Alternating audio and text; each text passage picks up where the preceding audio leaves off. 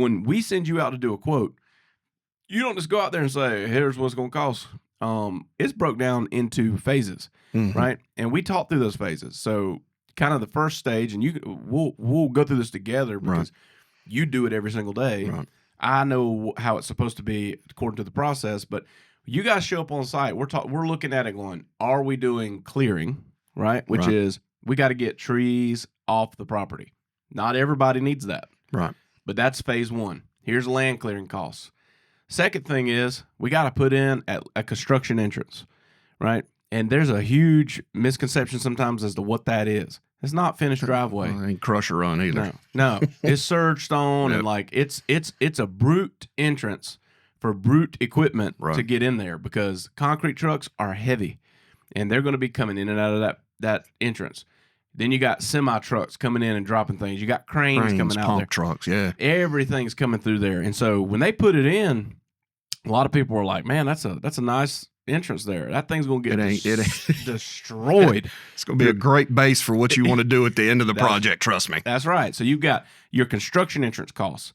Then you've got your mass grade costs. You got to put in the pad for where we're building, which is where we're mucking and bringing in dirt and building up.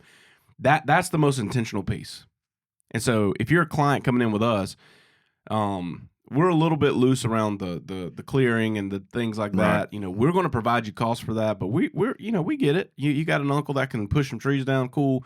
We do not compromise when it comes to that pad base, making sure that thing's at the proper elevation with the proper things.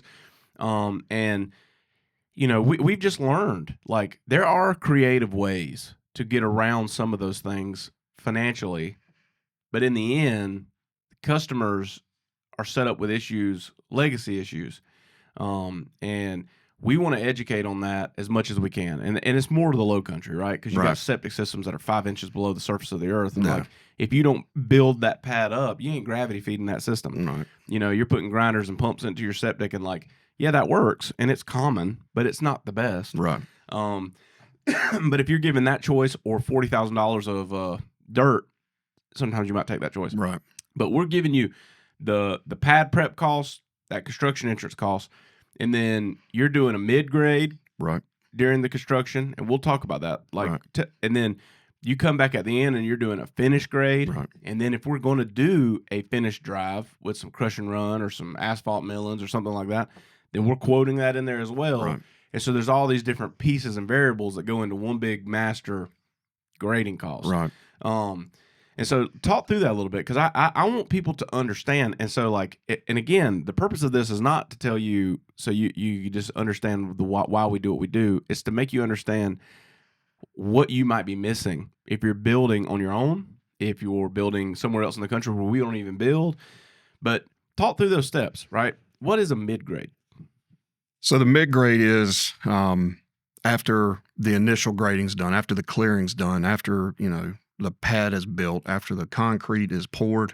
What we're trying to get into right now is as soon as the concrete's poured before the house goes vertical, we come in and do a mid-grade. And basically what that is, when they're digging the footers out or they're doing underslab, they're throwing dirt left and right on the most beautiful pad that we spent so much time and effort on building. And if your house is, you got a high side or a low side, just depending on how the water runs on the property, water is the biggest enemy. The mid-grade is designed so that once everything is poured and everything's, we're building here.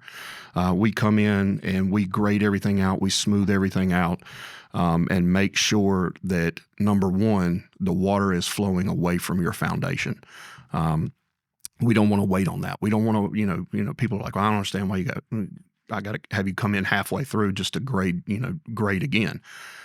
Water is the biggest enemy to these homes. It's going to take the path of least resistance. And if you're not careful, that path of least resistance can go, to your foundation. And that's where we come in and basically make the water shed away from the home and make everything nice and smooth and pretty. So that everything is functional and we don't have to wait until the end and battle these huge water trenches, these huge washout areas, stuff like that. Yep. So mid-grade happens, then the house gets built, we get everything in the dry, and then you're coming out and doing a finish grade. Right. So finish grade, explain that. So finish grade is basically when we are getting ready to, or you guys, I always say we, because, I do so much work with Barndo. You guys are like family to me. But when we get to the point where we're like, hey, we're getting ready to start calling for a CO, I love doing those. I love doing final grades because I take so much pride in myself into making sure that these homes look like I would want my home to look like. Spend the extra time. I tell my guys all the time on final grades, I'm not worried about time.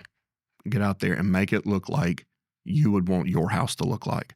Again, there's so much time between the secondary and the final where we got to revisit water issues. We're going in, smoothing everything out, getting it ready. If the homeowner wants to put sod in, if they want to seed and straw everything, we strongly recommend that.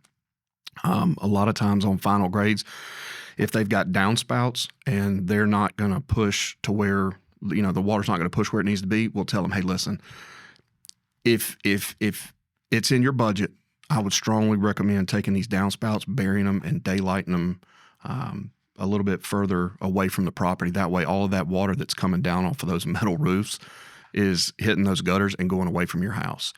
But yeah, I mean, it's basically just getting you ready to move in and getting you ready to, everybody wants to do landscape. Everybody wants to make the house look beautiful. And that's our end goal on a final grade is going in and making sure that when they move in, everything's functional and everything's pretty.